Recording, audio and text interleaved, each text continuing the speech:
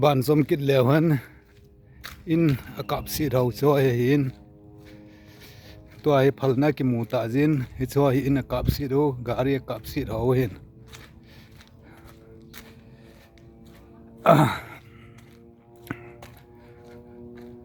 sabat ni jingka mata chun hoin kai ding ni ki chin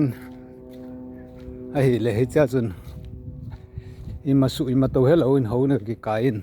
cha chun hoin hin mi a hung to hung lo to ki cha to hi tamang si chu ki su pha nin ipiti ham ti athu la he zong ki umpon he chwa gari ho zong kho ta kho bom in se hin hoina ki kaya hi le lampia hun kai hon mithian mu pha du chun ipithu ipila helloin thagat changin mi pi chu a ki chain hoin jong ki kai thei talon ki khianin in che ki dalin thu ala jong saban ne zen phone la ki on thei pun ki cha le ti zata ene ki umin heti hin in a kap si roi cho yin sa chun hama song lu tai ti thu ki za in amo hong lu du chun mi zale som nga vel army gari an kid army ho an kep chal masatwa army gari an kep chal thu ho dang chu new san na mu diu ta sanam tan he cha chu hong lu du wai le ke ho sidor khopi hi army ho gari chu an zawa sidor khwa hong lu du hin hong lu pha du chun chi jingka lang pung gu ma khai vel pung sagi vel cho hin cha cho khosungam nya tu jo siwa kapli wa tha jing ka jong street dang ho ka wa ngam na hin ka ga wa pha le video gari ka ga thil ki cho aga chi ji ji chun hima cha ka bol ngam ji hin kin ta ki cha ta ki chi ji hin ta jo ki jam le le ki lai le hin police le ka khowa police kem chu na bulu bin police ho chu sunga ki yeng lo changa chu bon che kein sunga am chu si cha thadu bin a tha chai cha win police ho chu kem asun am ho pan sadan bin aje chu police lem chu mei chang nga kem chu mei chang nga bu lo hi je chun chi sung chu pan sadan bin army ho to sipai za na hung le gam kim gam vela thing noi mi ho dim ji chun in sunga mi ki khumin ko ki kilin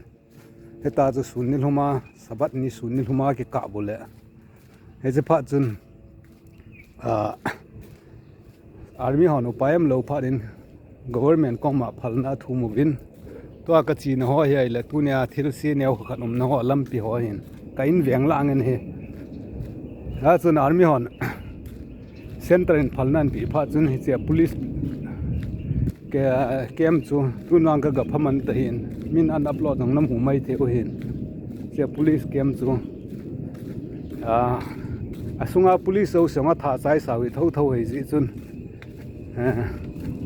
parmi na mu dong zui win a police kem pum chun a bon in tengin a kap chi mu win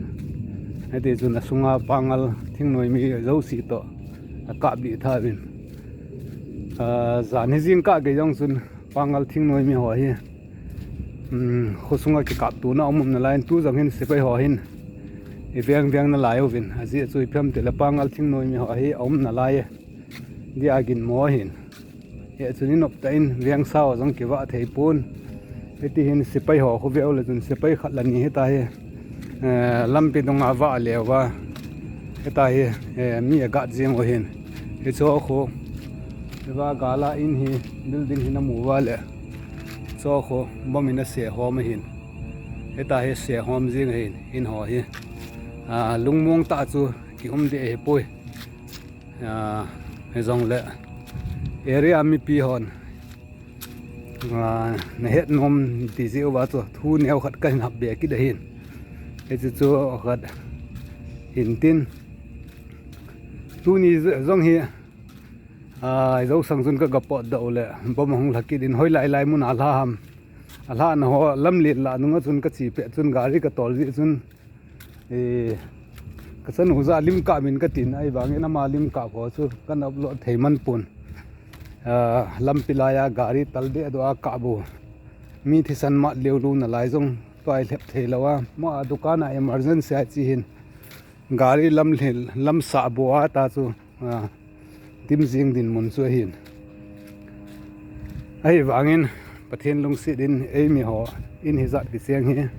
khat cha boyum loin kadam seluin ta chu ka in komo street zo sanga jingka ka hin sei ka beango bomina kha na ho ti ho pa chu ka hin vet sa nom ji hin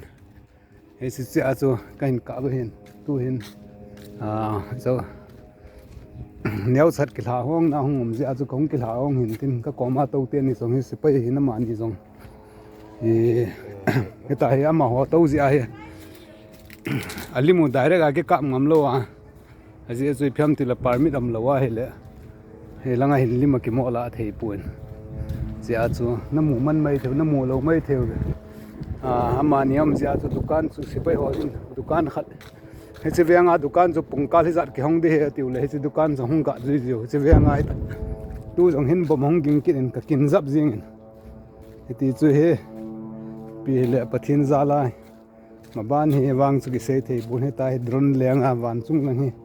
ging ging jing he